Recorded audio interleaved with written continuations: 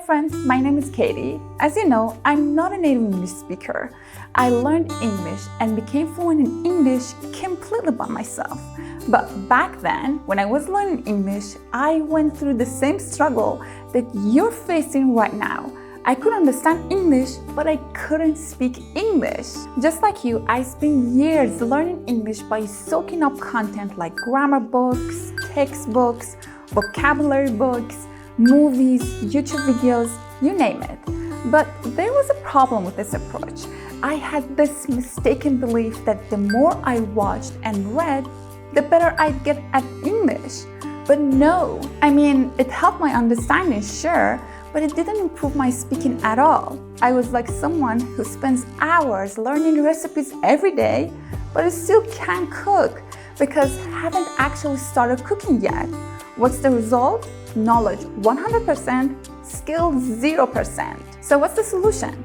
To be able to speak English as well, I have 5 steps for you today. And these are the exact 5 steps that help me to speak English and improve my English fluency. So let's get straight into it. Step 1, talk to yourself. I used to talk to myself about everything, and it's not fake. Actually, it felt like a real conversation because it activates the same parts of your brain that you use in real conversation. When I found this out, I started talking to myself about everything, like what I bought. I just bought a new pair of shoes. Why I'm sad, why I'm happy. I'm happy because we're having pizza for dinner. Pizza is my favorite food. And I didn't stop there. I just keep going. Like I'm talking to someone who's there for me, listens to me, and never gets tired. I'd add anything I could. Like when I was younger, I didn't like pizza. Can you believe that? I was so dumb. I didn't even give it a try. Well, actually, it all started when blah, blah, blah. I just kept expanding my thoughts like that. And this is the point. When you're talking to yourself, don't just rely on short sentences. Just try to expand your thoughts. And then you'll find yourself, you've been talking for about 10 or 15 minutes. And definitely, you're gonna make a lot of mistakes. When I was practicing speaking, when I was talking to myself, I'd make a lot of mistakes. I'd hesitate mid-sentence like, wait, should I say I went or I have gone? I'd get stuck on grammar, structure, word order, and my vocabulary also sucked. Like when I was speaking, I realized that there were some words that I thought I actually knew quite well, but when I wanted to use them, I couldn't for the life of myself remember the actual word, which in the next part, I'll tell you how I fixed it and what I did for it. But all of that was kind of amazing. This exercise made me aware of my weaknesses. You see, talking to yourself out loud exposes what you need to work on, what you need to study more. You can't fix what you don't notice, right? Because most of the time, we learn something, a grammar rule or vocabulary, and we're like, I got it. And then we close our book and leave it there. But the real gap gets noticed when we want to use that thing when we need it in the moment of speaking. Talking to yourself has one more big benefit. You're speaking English and practicing English in a complete safe space. Actually, this is the best part of talking to yourself. When I was doing this, if I made a mistake, I didn't care. Like sometimes my mouth would trip over a word, I'd say it in different ways until it sounded right. No stress, no pressure, no embarrassment. Step 2, correct your mistakes. As I told you before, when I talked to myself and built my sentences, I made a lot of mistakes. And every time I did, I'd think, man, I wish I had someone to correct me right now, like an English teacher or a native speaker. Just tell me, hey, you shouldn't say this, you should say that. But back then, I wasn't as lucky as you are right now.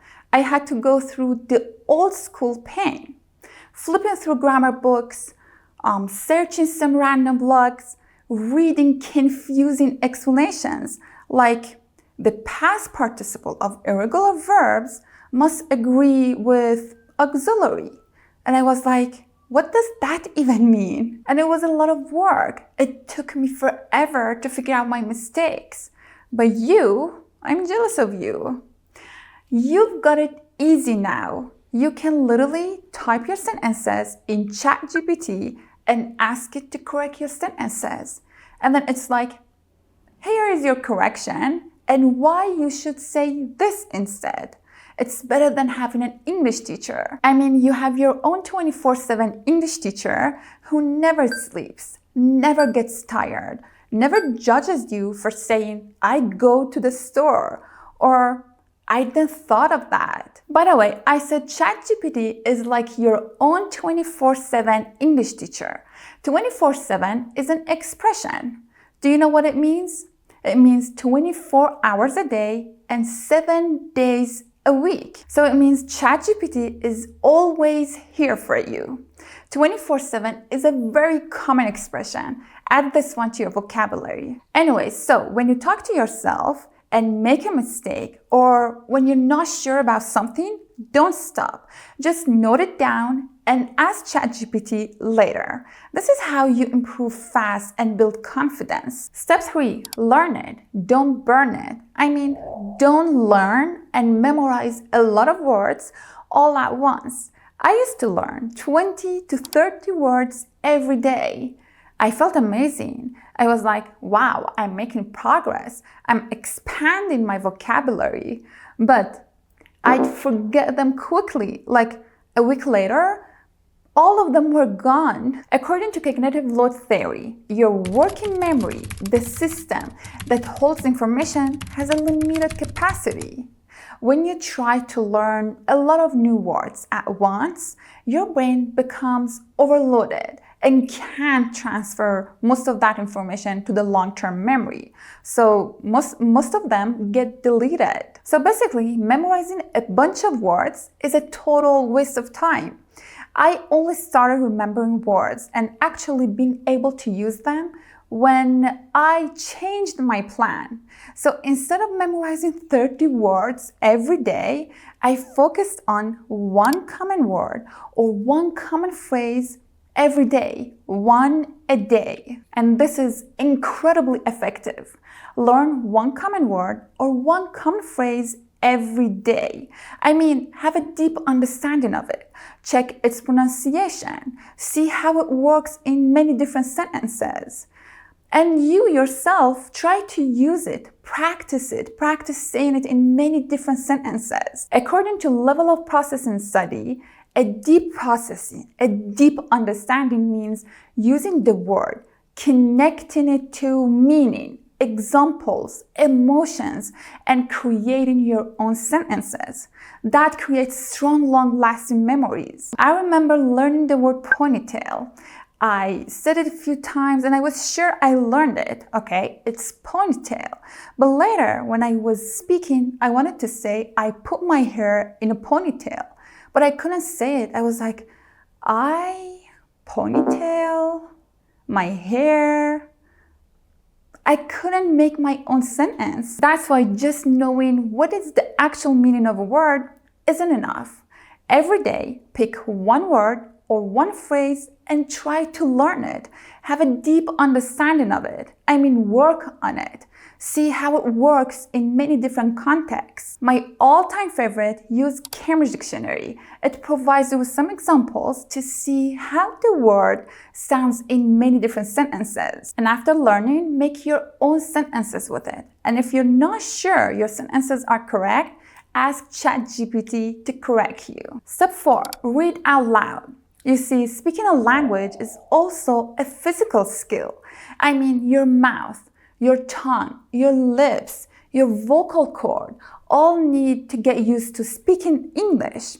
They all need to learn how to move when you speak English. That's why you have to read out loud. You'll practice making English sounds. And also, when you read out loud, you're understanding and producing the English language at the same time, which that process strengthens your overall fluency. That's why when I was learning English, I made a decision to read at least for 10 minutes every day. And I'd read everything, blogs, books, articles. The point was to read out loud. You know what else happens when you read out loud? Studies show that when you read out loud, you remember more of what you read. I guess this is what we want, right? This is known as the production effect. Information is remembered better when it's spoken aloud compared to when it's read silently. And not just that, there are many studies show that reading out loud makes you more engaged with the text. It forces you to pay closer attention to word choices, sentence structure, and subtle meanings. So as a result, your overall understanding and awareness of the language and your fluency improve dramatically. So you go from silent reader to active speaker. Step 5, record yourself. And I really mean it. Let me explain. When we have a real conversation, there's always this little bit of pressure. We start thinking things like, what should I say next? Am I making sense? Do I sound weird? And that pressure makes you forget your words, freeze, and lose your flow. And it's totally normal. It happens because your brain is trying to do too many things all at once. Think, translate, organize your thoughts, speak, and manage your anxiety all at once. Now, to get used to this, record yourself talking. Studies on speech anxiety show that learners perform differently when they feel observed, like when you record yourself talking. So, record yourself. Recording helps you to desensitize yourself to speaking pressure. When you record yourself, you actually stimulate that real conversation pressure. You know you're being recorded, so your brain automatically becomes self-aware and focused on clarity, tone, and word choice. And you can listen back to your recording and instantly see what needs to work on. Maybe your pronunciation was unclear. Maybe your sentences were too short. Or maybe you hesitated too much. When I recorded myself, it was awkward. I was like, I sound terrible. But that's exactly the way it works. I was training my brain and my mouth to stay calm and organized under the light of pressure.